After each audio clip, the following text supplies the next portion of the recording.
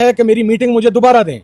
26 के मैसेकर के हवाला से, अडाला जेल के हवाला से मुझे मेरी स्टैंडिंग कमेटी की मीटिंग नहीं करने दी जा रही। पार्लियामेंट में आप हमें ना बोलने दें, सड़कों पर आप हमें ना बोलने दें, सेमिनार्स में आप हमें ना बोलने दें, बंद कमरों में आप हमें ना बोलने दें। आप आखिर चाहते क्या हैं? आप फिर कह दें कि हम पाकिस्तान छोड़ दें या मार दें फिर आप हमें? आप किस हद तक जमहूरियत की आवाज़ को दबा सकते हैं? ये जमहूर की आवाज़ है, ये पाकिस्तान के अवाम की आवाज़ है।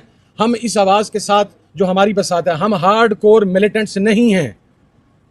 अगर शायद हमने भी असला उठाया होता, अगर शायद हम भी रियासत की रेट को असला उठा के चैलेंज करते तो डंके की चोट पे लड़ेंगे।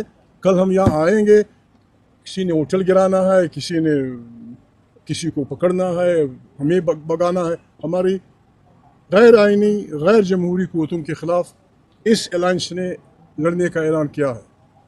हम ये लड़ाई जमहूरी अंदाज में लड़ेंगे। वो क्यों खफा है इससे, मैं माफ़ी चाहता हूँ।